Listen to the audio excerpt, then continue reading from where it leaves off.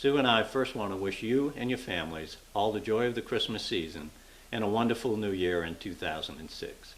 I've always enjoyed talking with Aline about the Harmon family genealogy and the family history.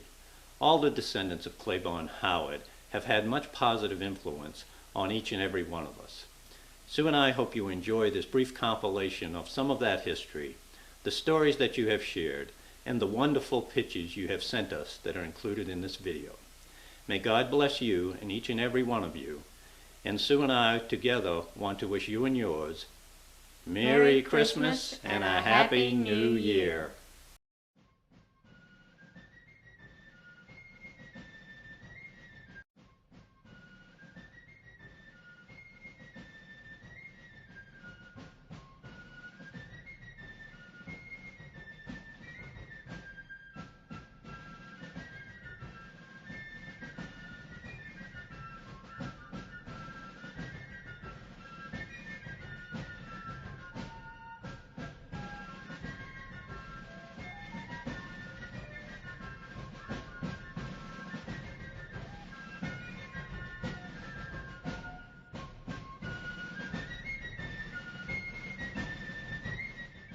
Claiborne Howard was an American Revolutionary soldier who joined at the age of 17 in 1779. He served 6 tours in the American Revolutionary Army, mainly in the Albemarle County and Amherst County area of Virginia. In his record, he is quoted as saying, "We rendezvoused at Amherst Courthouse, marched from there passing through Richmond to Yorktown. Here we remained until the capitulation of Lord Cornwallis in October 1781. I marched from there after the capture of Cornwallis as a guard to Winchester, Virginia and Frederick County. Here I remained as a guard, commanded by Colonel Vance, until a little before Christmas, when we were relieved by a fresh supply of militia. I then returned to Amherst County, Virginia, the following January, 1782. I was discharged at Winchester." We learn more about Private Claiborne Howard of the Virginia Militia when the Colonel Joseph Winston chapter of the Daughters of the American Revolution placed a plaque to honor his service on his gravesite. His gravesite is located at the home of Lucille Windsor in Union Grove, North Carolina. On June 11, 2005, Miss Katie Thomason of the Daughters of the American Revolution presided at this ceremony. We are here, of course, to think about Claiborne Howard as a soldier for the American Revolution. Claiborne went through all that. His father turned him into the army to be, he wanted to be a millwright. But Claiborne didn't turn out to be a millwright. He turned out to be a substitute. And a substitute, I found from the dictionary, is one who serves in somebody else's place for information that he gave in Iredell County for his pension. Gave all of his life as he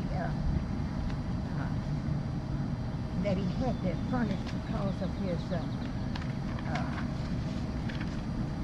to be eligible to receive it. He had, of course, married in Virginia, and in the meantime his wife died. They had 3 children that were listed, that were, we know, and found that there were 3 children, 2 daughters and a son. And in Jerry's search, he had a feeling that with all of these old papers with Claiborne Howard's name listed, that he must be a very important man. He must be a relative of the family, or he must be a very, very good friend. So that was in his mind. Who was Claiborne Howard really?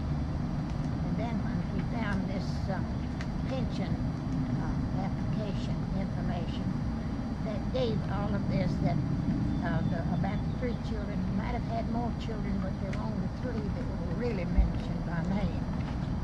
And one was John, and Mary Ann, and Elizabeth. And he came across paper, in this paper his two daughters, Mary Ann and Elizabeth, had married into the Talbot family, which is buried in this area. Because back years then, they had little family graveyards for most families. My own revolutionary ancestor is buried up this same road, right off of the road, just a short piece. And he and his wife and other family members were very close to where they had built. And Jerry, of course, his question was, who was Claiborne Howard? And of course, we still don't know a lot about Claiborne Howard. His parents were never really identified. But we do know that there's record that he served, and he served well. And we're here today to let that be shown, that we appreciate the fact that there are people like him who did serve and to make a country that would be better and for all of us that we could be together and do this. The members of Colonel Joseph Winston Chapter, National Society, Daughters of the American Revolution, now dedicate this marker in grateful recognition of the service of Claiborne Howard, a patriot of the American Revolution.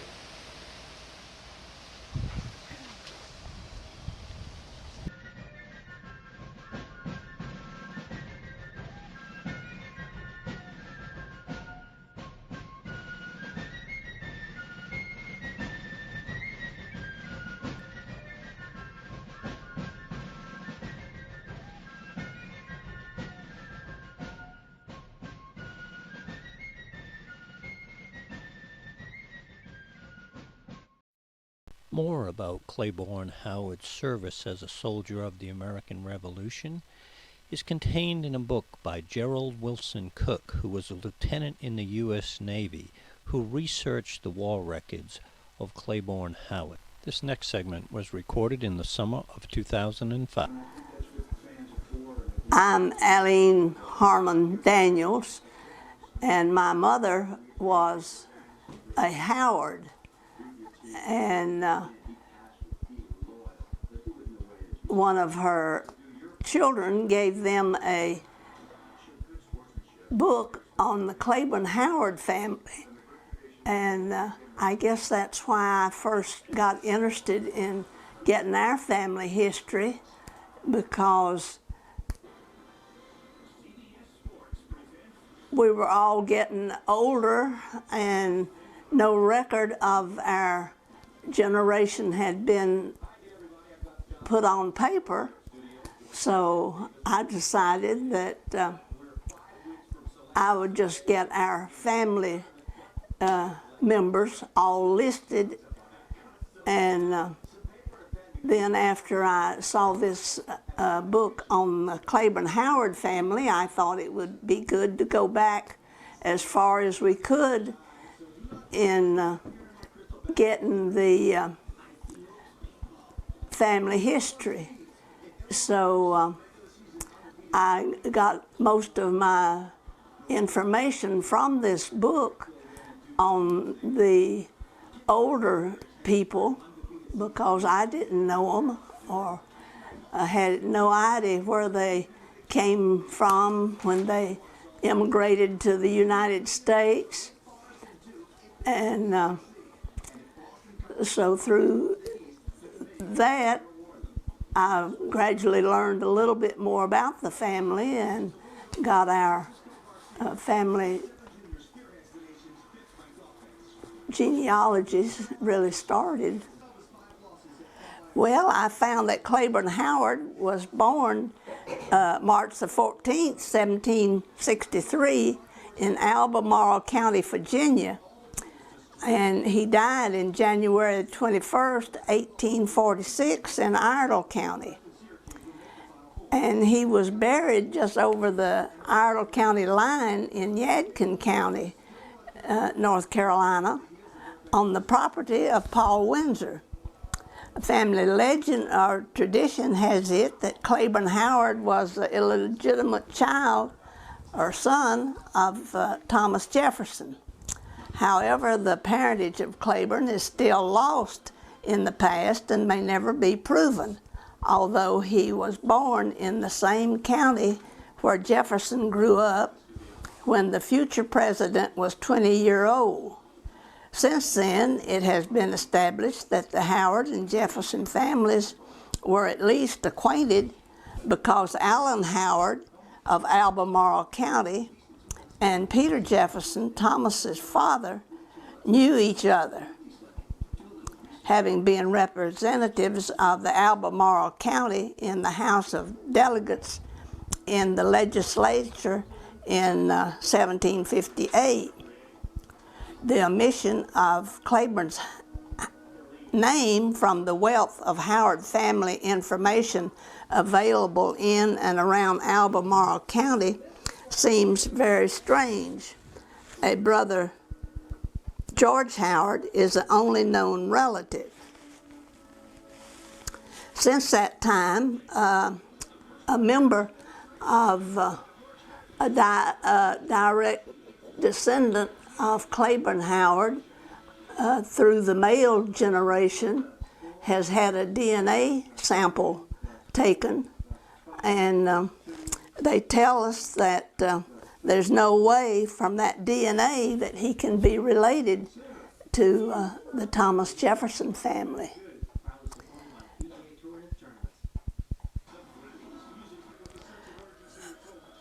To date, a record of Claiborne has not been found in any 1830 census.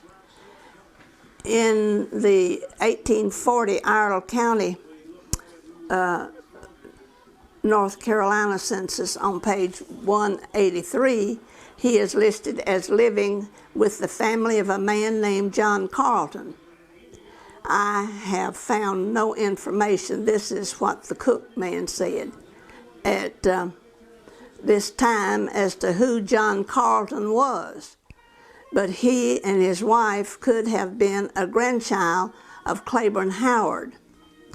I have found since that, mostly through the Iredell County genealogy books, that this John Carleton, I guess it's the same one, was visiting a Reeves family, and the Reeves had bought land from John Carleton, and it's somewhere close to Harmony. I think it said on the Butler Mill Road. And one of his granddaughters or great-granddaughters, I don't know which it was, married one of the Reeves. So it could be that Claiborne Howard was visiting her. And also there was Revolutionary War people involved too. I don't know if the Carleton was a Revolutionary War buddy maybe of Claiborne Howard when he was in service, because he was in service several years for it says he entered service in the United States in June 1779 when he was 17 years old as a substitute for John Eady, E-A-D-Y. His company was commanded by Captain Burke in the state of Virginia, Albemarle County, guarding what was called the Bogus's prisoners. The second tour was for 2 months as a drafted man in 1780. The third tour was for 2 months as a substitute for George Richardson. The fourth was for 2 months as a substitute for George Richardson. The fourth was for 2 months as a draftee from Callahan County, Virginia. And the fifth tour was for 2 months as a substitute for Henry Terrell in Callahan County, Virginia. The sixth tour was for 3 months as a substitute for William Goolsby in Amherst County, Virginia. The last 5 tours were performed when he lived in Caroline County, And the 7th tour was from Amherst County for 4 months as a substitute in a company commanded by Captain John Stewart. We rendezvoused at Amherst Courthouse, marched from there, passing through Richmond to Yorktown. Here we remained until the capitulation of Lord Cornwallis in October 1781.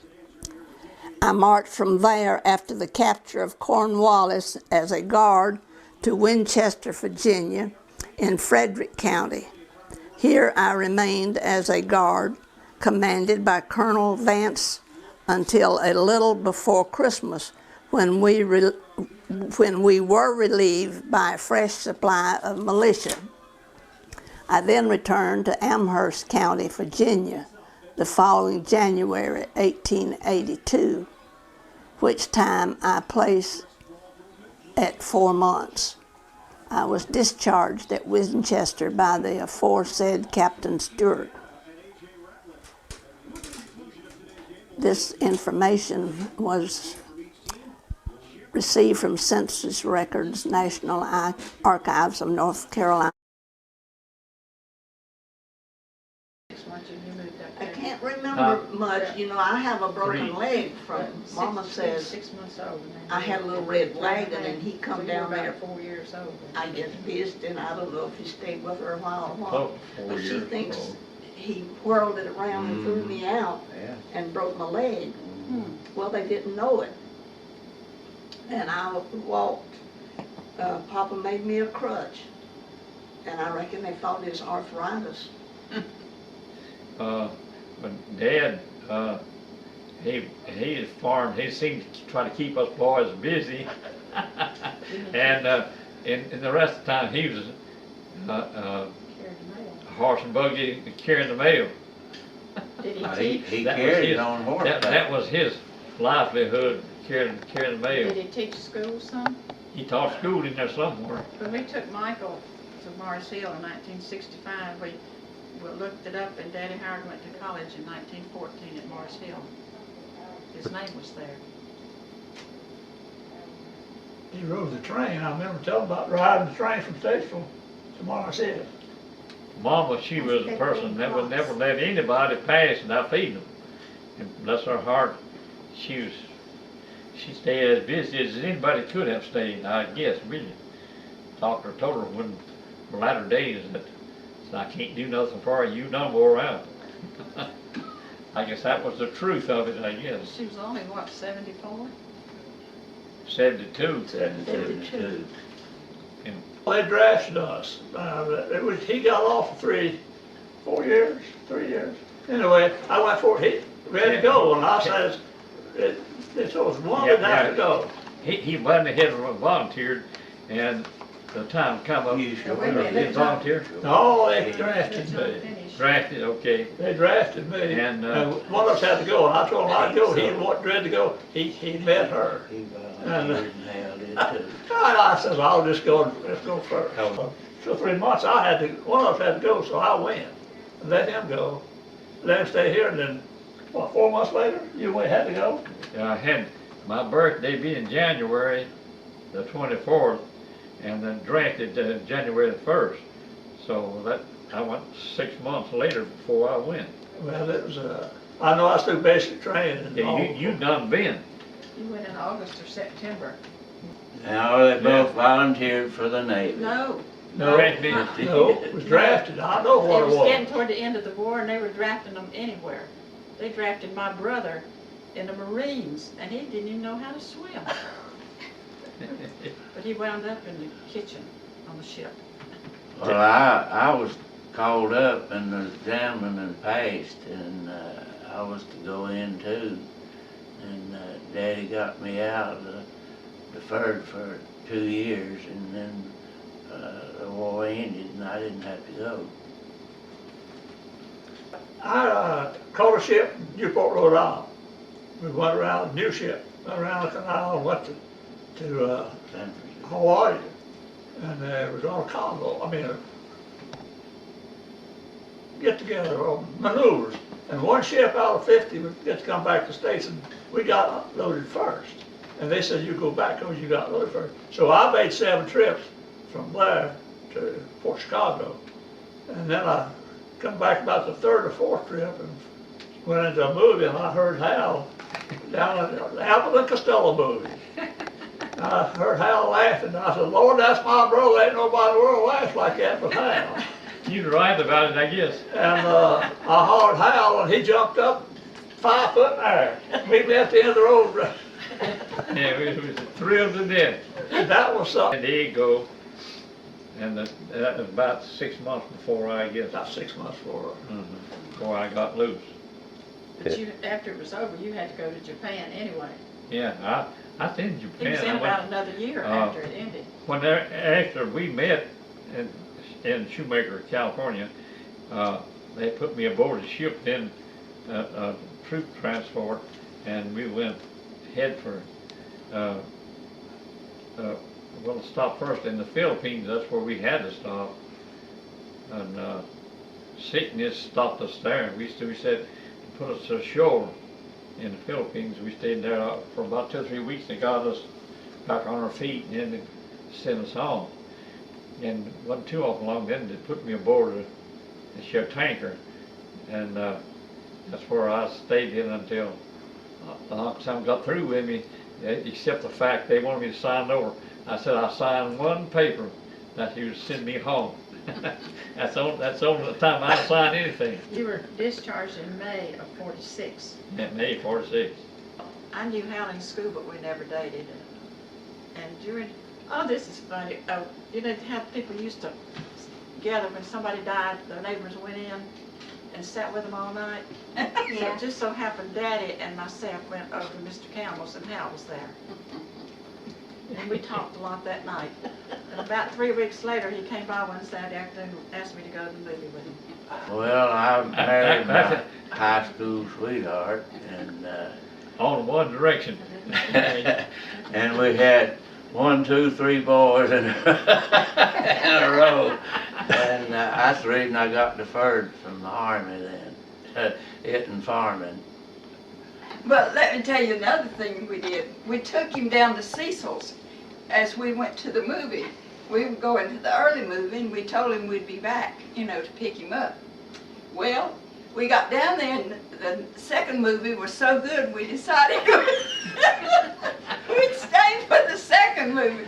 And when we got back up to Cecil's house, Hal had been asleep, and he said, well, you'll not take me no more, since you don't have sense enough to come home. I never will forget what a lecture Ralph and I got from Hal that night. But we picked him up and got it, and he made us take him home before Ralph could take me home. I tell you right, back then there wasn't many cars. There were cars that might have scared. I went on a blind date, met her on a blind date. She's a nurse training, so we dated 3 years. And she said, I can't get married. I go finish. Well, it took 3 years for her to ask me to marry. That's what it was going down to. But, The truth was I was finishing my nurse's training, Yeah. period. so we got married about 3 months after she got through nurse's training. And they married in the ice and sleet and snow. Not quite July. Yeah. Was it February? No, January 13th. January and that's why it was ice. It was the 13th. Well, there wasn't no ice on the ground. You just don't. It had been, and they were calling for it again that night. I was saying, well, I wasn't going. And Hal was the oldest, John was the second, and I was the third. And then 7 years later, we had a sister. And we all got pocket watches for Christmas one Christmas, and I wondered what made it work. And so I didn't bother my watch. I went and got John's, and I tore it down, and Mama come up there, and I was upstairs in our bedroom, and she said, what have you done? And I said, well, I took John's watch apart, and I got it all back but one piece. Mama, she took stuff for Christmas, she'd hide it. And I guess I'm getting nosy, I reckon. I was up there looking around and I found it. And it had all three of us, one of those with the goggles. And Ralph, he up there, and he found them. He put one on and the other two in the hand. Here he come running out in the yard.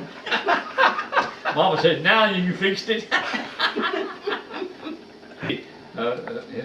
Back then we had a pretty deep snow, and it stayed bed down real deep. And that hill behind the house is real steep, a long way, and there's trees all over.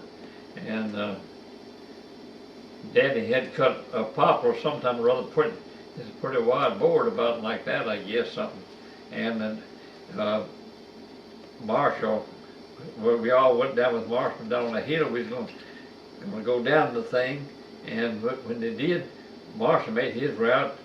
And did you get on next? You was next. I guess I got next, and we all made it all right. And then John got on it, and he forgot to lean when he got down to the branch. Instead of that, he went straight. He jumped right out in the middle of that. It broke through the ice, the water come up the line. It seemed like his neck was that long. I got to the house before. Yeah, Floor was so froze stiff I couldn't walk. we got him stand up, and then the clothes around him froze. It's like the frozen airman. And then we wasn't going to tell Daddy, he wasn't there. Mom says, you didn't tell us nothing about it. So after it's not all over with. But he found it out, and I stopped that. But what toys we had to make them. We made little wooden wagons and sawed our wooden wheels and made it out of lumber and put a baling wire on it up to a steering, with a round wheel for a steering wheel, and you guided it with that baling wire steering. And I was going down one day after a thunderstorm, and I hit a sourwood tree, and it like to kill me, and Aunt Zelda, Daddy's younger sister, was there, and her husband, and we didn't even tell them that I got hurt. And I had to sleep on the floor in the junk room because the beds was all full, and didn't even tell them I was hurt. Had Lucille by John Smith, her first husband, and he died in the flu epidemic. And then she married John Smith and had three kids. Yeah, married Ira Brohill. And they had 3 children then, and one boy and 2 girls. And they would come and visit every summer. And one summer, they, Daddy and Uncle Harold decided they were going to go to Washington, D.C. in an old, I believe it was a 34 or 35 Chevrolet. And they drove that thing to Washington, D.C. And they took me and Claudette, my sister, to Grandma Mayberry's up in Wilkes County. And it was off and nowhere. And I stayed a couple of days, and I said, I'm going home.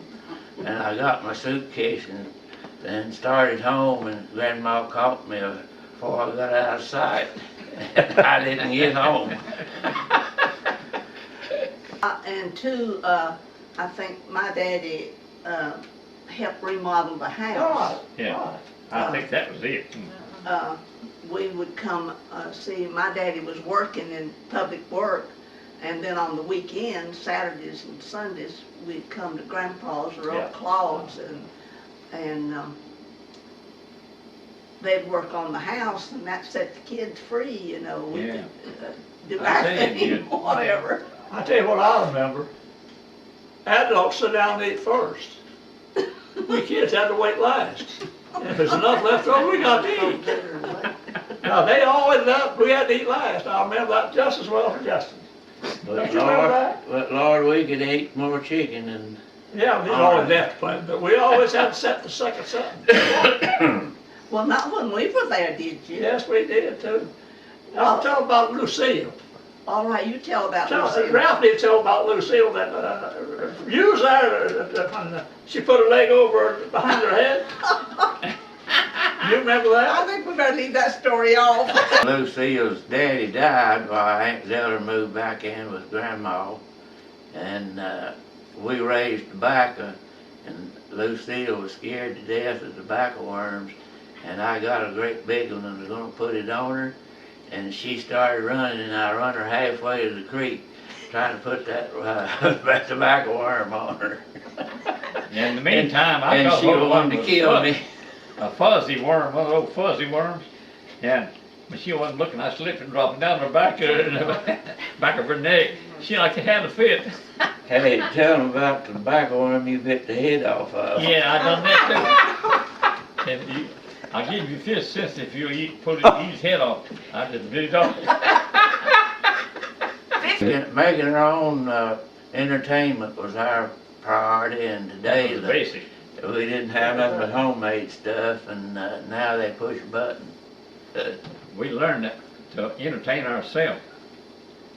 In my life, once in a while, Daddy would give me a nickel, and we lived near a store, filling station they called it Country then. store. And I couldn't make up my mind whether I wanted a big oatmeal cake or a cheese sandwich with that nickel.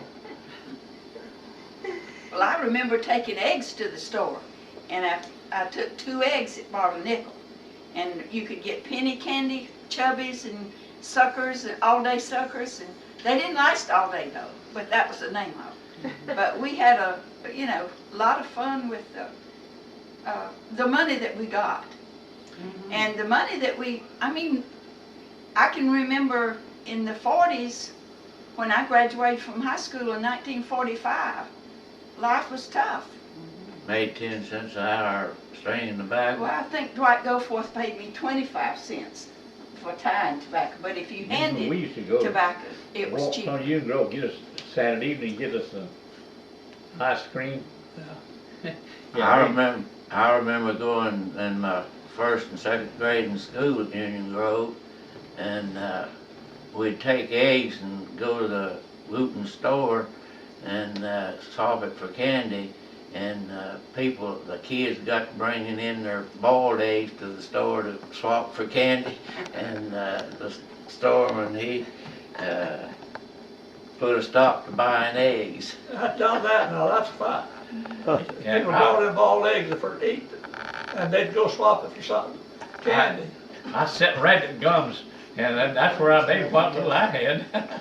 I'd catch a rabbit and take his insides out and take him over to the Wooten store, and I'd get my candy, stuff like that, and paper, whatever I had to have. 10 to 15 cents a bread. Yeah. Well, we always had to go look in our rabbit gum before we went to school. We was anxious to see if we caught one. And one morning, it was, I don't know how far from the house, but my sister and I went, and it's frosty morning. I mean, it was cold as a breeze. Got down there, and I shook the box, and the lid was down. So I shook it, and when I shook the box, I said, Lois, this is not a rabbit, it's too heavy. So we carried the rabbit gum with the monster in it all the way to the house. And we had caught a possum. Oh. Aunt Maud and the Harmon family, Aunt Maud was Daddy's sister, and they would come and visit. And every 4th of July, we'd go to the Hunting Creek and go catch catfish in a seine. And we'd bring the fish home, and Mama didn't mind a bit. She'd go out there and dress those catfish, and then we'd have a fish fry, and we'd have maybe half a sack, cotton meal, seed sack full of catfish. And Mama didn't mind dressing them a bit. And she was born in Wilkes County, and came out of Wilkes County, and she was a Mayberry. Everybody, and looked after everybody, and Took care of all the grandchildren, or whatever she needed to do. There wasn't a selfish bone in her. Not one selfish bone. I remember when we all had hogs, and when we'd finish up, I'd bring her the hog head and the liver, and she'd clean it, take it off, and grind it up, and when I'd get it, it'd be back in the best liver mush, sealed in jars. Had a special mother too. She lived till she was 95, and she used to be in our gatherings, Grandma Mayberry. And she was, Your grandma. at 95, she was straight as a stick. And she never, she really stayed in that Bible, though. That was her. She read that Bible every time I see her. She'd read. And she was a Mitchell. Yeah. And she married Billy Mayberry from out of Wilkes County. And they lived in the awfulest out-of-way place you've ever seen. It was a little wagon road, and they had to cross a deep ditch for a stream, and they had to build their own bridge to even get to their house. And but Grandpa Mayberry run a government distillery, and but then he loved his honey, and he had rows of beehives, and he just worked in that honey all the time.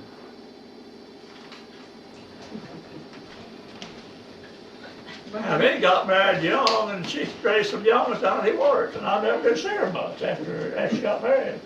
I never will forget that. I say, what in the world is Roe trying to do? Kill? I ain't gonna kill her. She's got one young girl right after the other. When we got married, you had 4 little ones. How many? One year and a half, 2 years apart, was it? Yeah.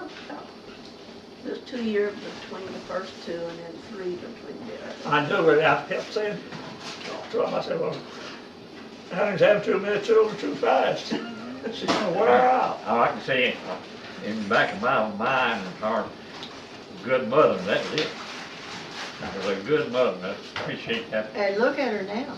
Man, She hadn't changed a bit. gracious. Work didn't hurt her because she's spry and all that than any of us. I Yeah. know it. And I can remember Hal coming over to the house from Engelbert's garage. He had brought some piece of machinery down there, maybe his car, because he walked over to the house. And we, at dinner time, and they was all sitting around the table, and Hal said, I'll tell you, there's never a dull moment here, is there?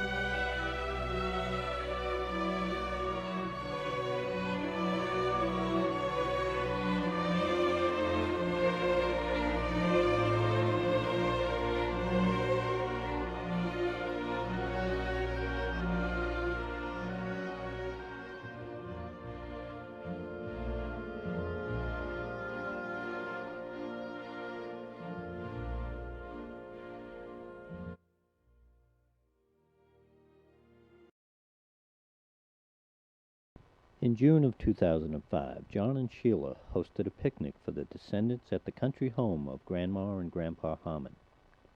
Not unlike earlier picnics there, it was an opportunity for all the family members to enjoy being together.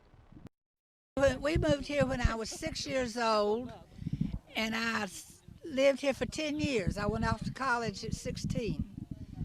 And by then, yes, I got away, didn't I? Eileen had already left me. How long did we live out here before you got married? 6 or 7 years. 6 or 7 years. The boys went off to World War II at various stages, and I was in college, but when I came home in the summer, my daddy and I loaded hay from this field down here. I was up on top of the wagon, and he pitched the hay up to me, and then we brought it to the barn, not this barn because it burned. And he would pitch the hay up to the loft, and I would spread it around. So that helped my hay fever a lot. One of the big events of my life was the birth of Eileen's first daughter, Marlene. Because finally there was another female in the family. And she was just like a doll to all us. And Eileen used to work in Statesville, and she would drop Marlene off for Mama to keep. And Marshall and I would fuss and fight over who was going to get to hold and play with Marlene. I remember sitting at that kitchen window and on a bench, and Marshall would do like this, move me over. And we really were trying to be first near the door so we could get Marlene to play with. I tell you another thing that happened while I lived here. Back then, and it may not have been in all communities, but up here, it was right after we moved out here, Christmas boogers came around through the community. Do y'all remember those? Come into your house and they were dressed up awful. And I remember going and getting under, Papa always sat like this, and I got under his legs just like that, scared to death. And I have never heard of another community that celebrated that custom at Christmas. I've asked people down at Archives and History, and nowhere else in the state have I ever heard of it happening. That went from house to house scaring people. I know Bristol Redmond came one time, and he had on a long handle underwear on top of his clothes. He probably came here, and that's why I was so scared. I thought it was the devil, I guess.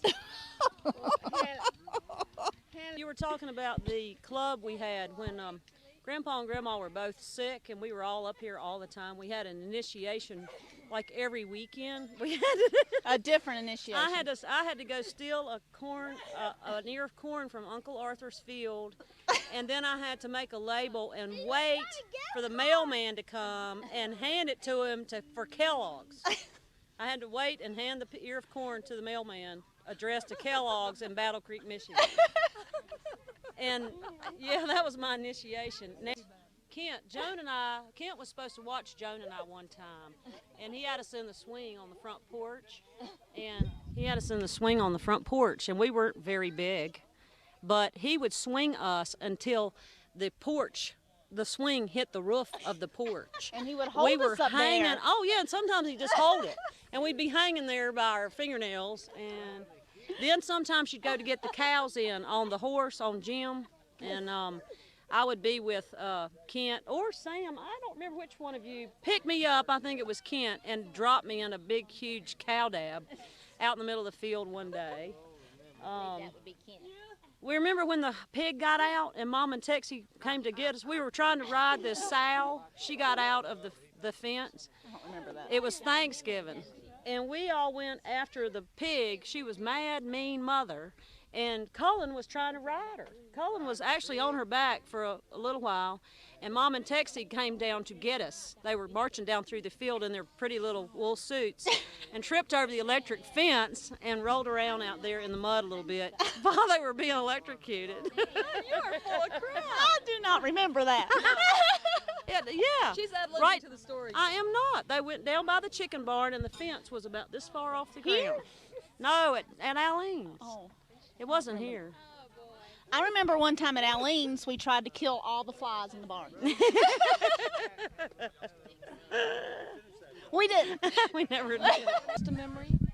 The one thing I remember here that's really stuck with me for a long time was whenever they would kill the chickens, they would always tell the kids to stay up at the house.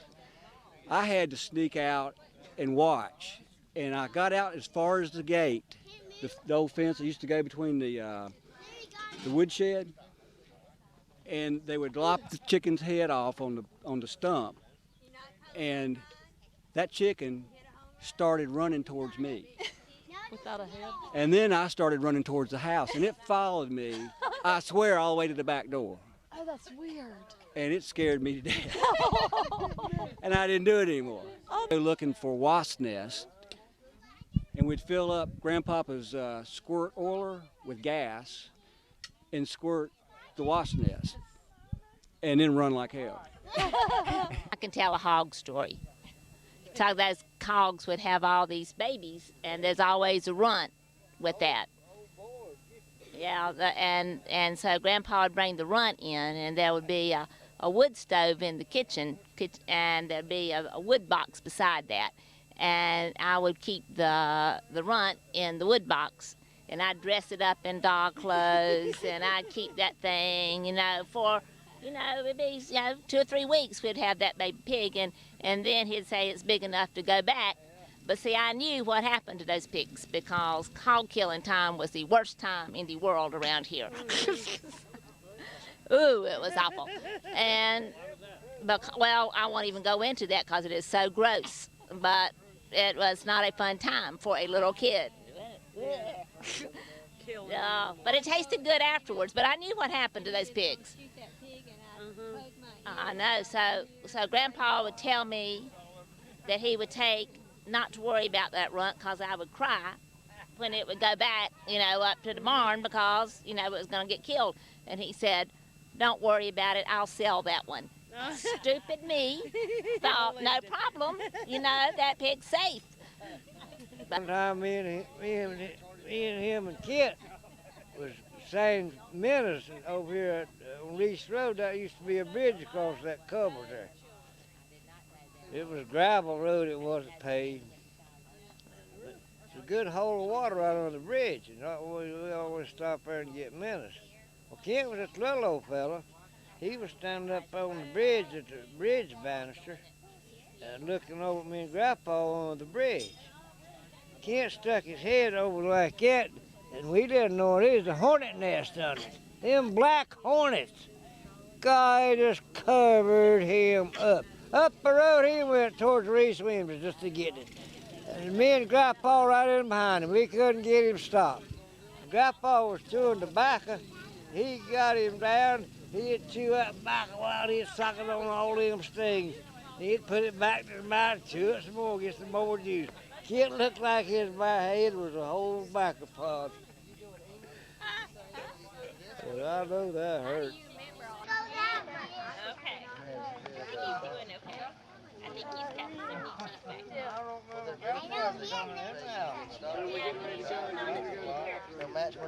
Take this wonderful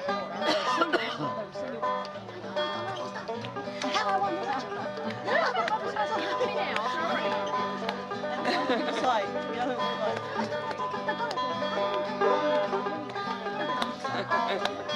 They took all these fairy tale, rhymes, nursery rhymes, and this and that, and turned them into